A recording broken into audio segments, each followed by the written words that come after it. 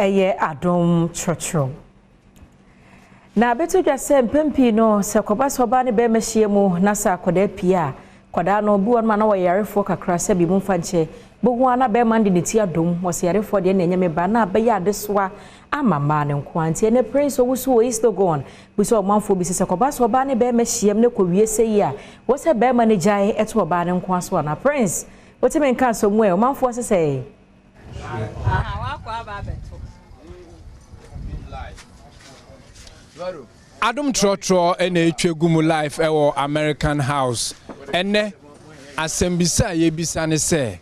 esese ye bo ema sombo se womo eko awo so na se womo ewo a womo manum a ebeba no ebi eye ayarefo asem ye bi esi ama bema bi ne ba wawo no wo se akwada no eye yarefo nti ono de anya ade a obehwe no wapo no ebusua so ye bema ebusua eta bema echi se abayo no eba ode aba no ode yare ana yarefo na aba ebusua nim wo mo anyintum wo manfo ma dwenkyere ewo ho ene sen ensese bema no epo akola no because enye oba no na aboba to ne yem eye wo bema na onyemu no na wo nti sakola na yarefo a unni ho kwan ba bia se wo po no esa wo di akola na wa wetu me ma dwenkyere no yo me so ma dwenkyere ne se nyankopon de papa maw na wo gia ade no de bone maw a wongi efse nipa ntimi mbo nipa ena nipa bia wonye nwuye ne so wonfa so enti se nyankopon ama oba na de otie bia no aso behwe ne yi wo hwe ne obetima beye papa enti eni kwan sa abusua eboa sa nipa ne se mane nji mane hwe akwara no wo nyankopon abode wo ye nipa e wo so hwe akwara no so ni American se eba ne sa ebema ema no ebedi areho ana se bema ono oba wo na so ka se onje abofran because of say oyeyare for dia na busua ne tai bema na chidia na esa kakra efi se enye bema na ngasa ena ebo abofran enyankopon na de fa bema no so ena kodi oba ne ho nti se waba eye bone a yenda awurade ase eye papa yenda awurade ase na mebisa se asase so kura nipa be na ebone ye nyina ye nipa nti ye nipa de ye nyina ye nipa de yan se e behwe no so ye because mika se mehwe move bi a komu ba ye no jimifo no ono oje abusua ni nyina ye den esi ho nti mesere bebre se sa na tie de na be ma no omo mpa oba no e chew because omo afom oba no miso kakra me wo kan ho no mse kakra me so e kan mi se din kan no mse ye frɛ me Ejabwachi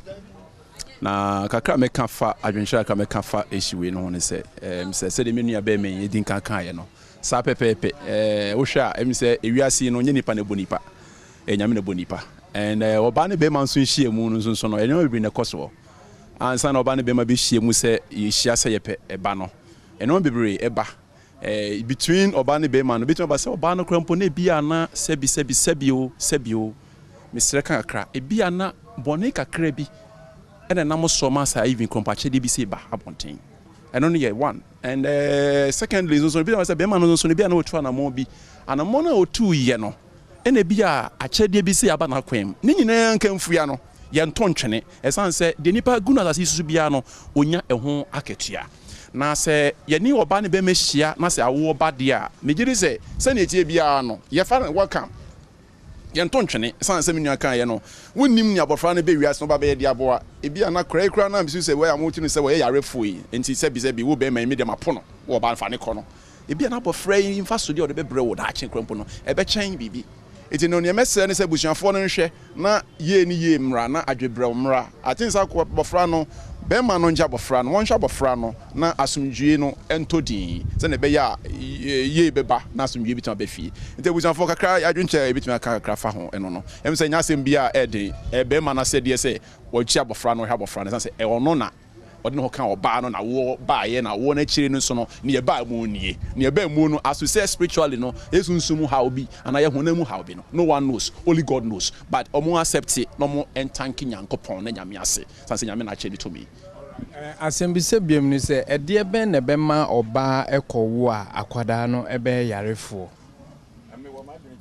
Man chile na adwon Ana say ede ben na be ma question busa na me say question busa first. First one ana. First one na me bisa say obe ma ne oba na awo. Nso omo wo ye no. Be ma ne so wapo akwala no. Enam say akwada no yarefo. Yo pa question obisa mu de. Oberma bi ebe na pa so oberma bia betuma kese wa wo ba na onipa na be yarefo ntime po no. Sebio na adwene hardly for me to believe that, but if it's so na adwene adwuma na aseden a obekese wa wo nto yarefo ba bu na oba no so yebribi bu man bu awonyema anu anse unrui ukoka wo shire wo awi shire wa we enu ntina na mebisa se enema bensa na be ma oba akọwo a ne ba no betimi ayarefo nti ebesi wo asem na aso nti sa wo enema bi nti bu na oberma so kasa kire no wantie iti o busu ye ne masa no won de nruka no ye we no ye sa ne mene betuma fete akola no obewo no so bu na oberma so ka kire nyina wantie nti okwo wonu ye na akọ bibi no so akọ bi na ye bibi dia wo so fa nyema bebre na timi ekọ so saade no oba wonyimo a wonim ne eda oyem nti ense embra no bra no timi kọ hospital ekọ hu doctor se abefo fidie scan ne ade nyina aba enti se wo kona sakola ne ndeyie anase bibi se wa akola no ho a ombe hu aka akyerew enti ne ametimi aka akyere me nuamba no se wonyimo a ta akọ hospital obi wo ho a obetimi anyim onko hospital for 9 months na wawo eno nso e di sansunsun so ene eden eba na ye nuaba no se bi wo ho a onyimo se mempe se mewo at this time nti no nunum duro no de bi hye ne ho na ebi wo ho a na moja ne bi ahohoro abesen nti sa akola ne form me a etimi form me something else wo a wani nyeden enje sa akola no ho nti eno nso so ewo ho yo mesuma adwen kire ne sei ti se de ka ade ni dini bia na ni ho ba duodini ana ewo ho sikla ne yebetoi memitimu se nyame abode enti di yankopon pete se de meka nyame pe no na obeya ama wo niema bensa na betimi ama na meka se nipa de nya ne mpai bo obesire nyame me sa na meka na fise ma wo obi a wonyem wadi aduro ka akura ne saa akura na amba akura ne bae so no ho ye den obi so ed ko hospital da hospital